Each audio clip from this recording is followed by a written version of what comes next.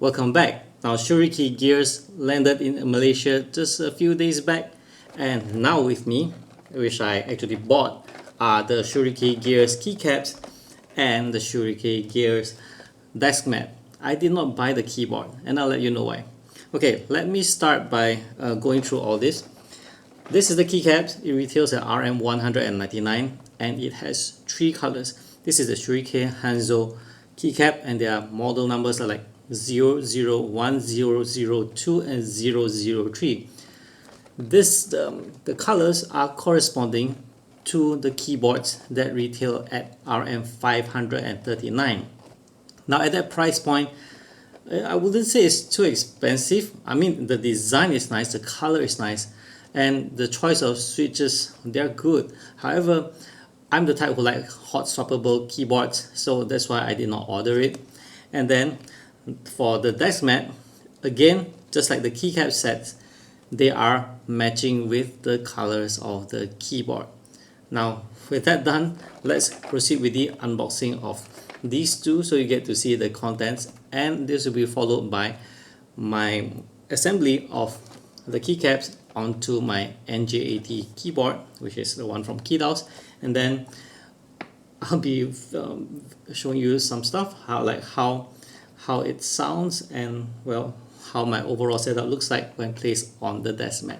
Let's go. Now let's start with unboxing the Deskmat. So the Deskmat is as what you see. It has a shiny surface and this is what the underside looks like, and I have no complaints about it. I'm unboxing the Deskmat first because I want to get this settled with and move on with the keycaps, which I have quite a number of things to share. Now this is the keycap box and I'm very pleased by how they package the keycaps. It has multiple layers of hard plastic and it holds all the keys in place, so you need not worry of the keys moving around when it's in transport. Now I have the keys on my Keydouse NJ80 right now and I can say that I'm very pleased. You see, why I wanted to have these keycaps, this colored keycaps on this keyboard is because it has a gold knob. I do have a silver knob, but I feel that it's really tedious for me to just remove everything to replace the golden knob. And after all, I'm already pleased with the switch. It has a brass plate. Stabilizers are good out of the box, surprisingly. So the only other different thing is the ASRock Tai Chi keycap over here. If you want to know more about that, do check out the other video that I published just a few days back. So yes, overall I'm very pleased with the appearance. And with that done, let's check out the sound test. Description on how the sound test was done is listed on the video, so you'll know the environment I'm in and what I'm using.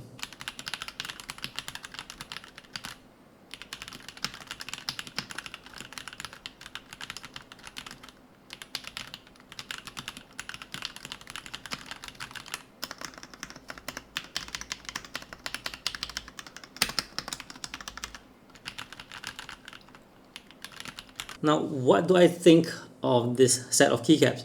Well, the first thing I noticed is that the legends, they are good, but they're not great. I mean, I compare it to my GMMK keycaps.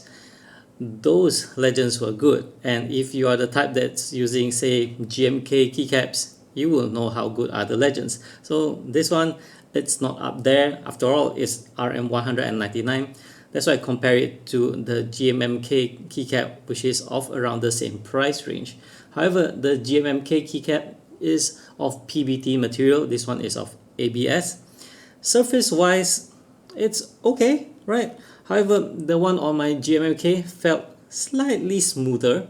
And then number of keys, well, that's where this set of keycaps from Shurikey's wins. It has a lot more keycaps compared to the one on the GMMK. So when you're even like when I'm using this not so common keyboard layout, it actually still fits just fine. All the profile, yeah, I'm satisfied with the usage. So overall, at RM199, I think the keycaps are pretty good. I mean, you get a lot of keycaps. The material will be ABS. The legend is good enough, not great. However, I guess that's a good trade-off considering that you have a lot of keycaps so that you can fit it to whatever key keyboard configuration that you have. That's all from me for this one. Thank you for watching. I hope you found the video useful and informative. If you like more of this kind of content, do check out the videos at the side and subscribe to my channel. I'll see you guys in the next one. Bye bye.